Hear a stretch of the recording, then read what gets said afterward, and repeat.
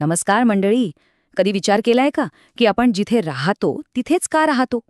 हा एक इतका साधा वाटणारा पण खूप खोल प्रश्न आहे, जो आपल्या संपूर्ण जगाचा नकाशा ठरवतो. आणि हाच तो मोठा प्रश्न, एक कोडं आहे जे आपण आज सोडवणार आहोत. म्हणजे बघा ना, पृथ्वीवर काही ठिकाणी माणसांची अक्षरशः जत्रा भरलेली असते, तर दुसरीकडे मैलोन मैल कोणीच नाही. असं का होतं?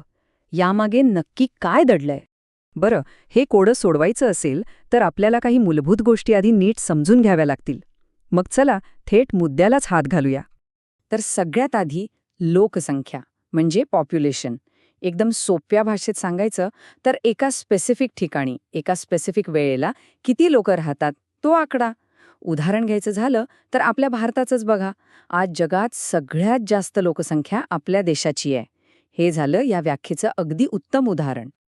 आता दुसरी एक गमतीशीर गोष्ट आहे लोकसंख्येची घनता किंवा पॉप्युलेशन डेन्सिटी.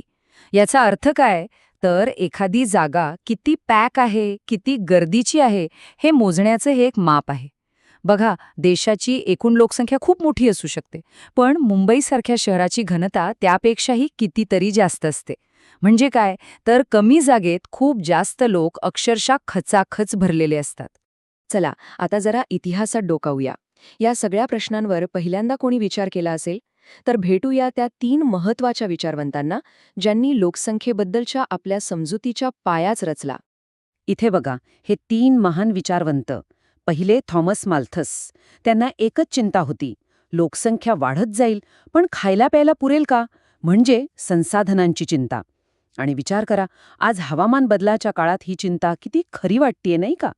मग आले कार्ल मार्क्स. त्यांचं म्हणणं होतं की खरी समस्या लोकसंख्येची नाही, तर विषमतेची आहे. आजही आपण बघतो, शहरांमध्ये कुठेतरी उंच इमारती तर कुठेतरी झोपडपट्ट्या. आणि तिसरे किंग्जले डेव्हिस. यांनी या सगळ्या अभ्यासाला एक सायंटिफिक, एक शास्त्रीय रूप दिलं. त्यांच्यामुळेच आज आपण लोकसंख्येचा इतका अचूक अभ्यास करू शकतो. बरं, विचारवंत तर बघितले, पण आता येऊया आपल्या मूळ प्रश्नाकडे. ते कोणते घटक आहेत, ती कोणती कारणं आहेत, जी ठरवतात की लोकांनी राहायचं कुठे? आता हे 3 मुख्य घटक लक्षात ठेवायला एक एकदम सोपी ट्रिक आहे. फक्त 3 अक्षरं लक्षात ठेवा, PES. आणि ते लक्षात ठेवायला एक इंग्रजी वाक्य, पीपल एन्जॉय सेटलमेंट्स. यातल्या P म्हणजे फिजिकल, म्हणजेच भौतिक, E म्हणजे इकॉनॉमिक अर्थात आर्थिक, आणि S म्हणजे सोशल, म्हणजे सामाजिक. किती सोपं आहे बघा. चला तर मग पहिला घटक बघूया, P म्हणजे फिजिकल किंवा भौतिक घटक.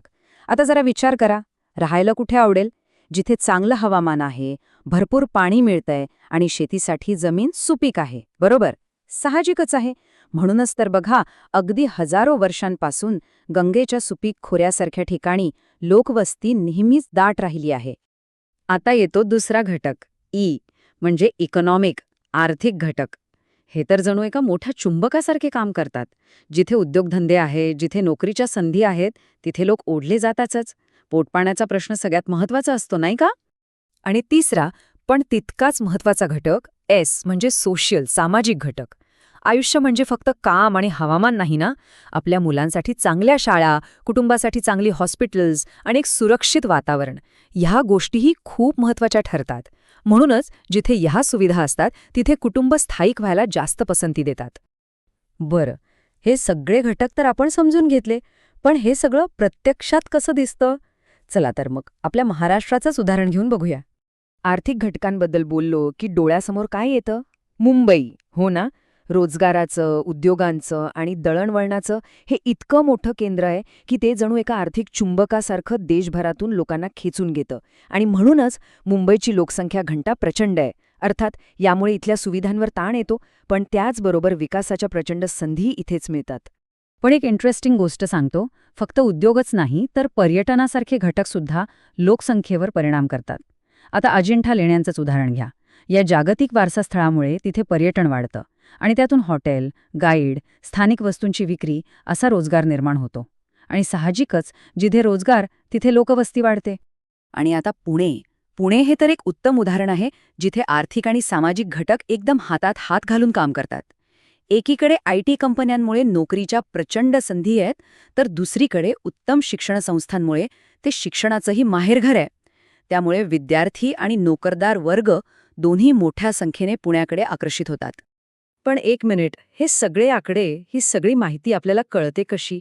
कुठून येते ही सगळी माहिती? तर याचं उत्तर आहे जनगणना, म्हणजेच सेन्सस.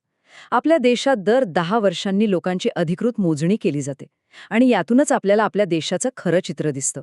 तर आत्तापर्यंत आपण जे काही पाहिलं त्याचा सार या 4 शब्दांमध्ये आहे. लोकसंख्येचं वितरण, म्हणजे लोक कुठे राहतात. तिची वाढ, म्हणजे लोकसंख्या कशी वाढते. जनगणना, म्हणजे आपण ती मोजतो कशी. आणि स्थलांतर, म्हणजे लोक एका जागेवरून दुसरीकडे का जातात. हे 4 खांब समजले की सगळा विषय सोप्पा होतो. चला, आतापर्यंत बरीच माहिती झाली. मग आता एक छोटासा खेळ खेळूया का? बघूया आपल्याला किती आठवतंय ते. तयार आहात? हां, बघा पहिला प्रश्न.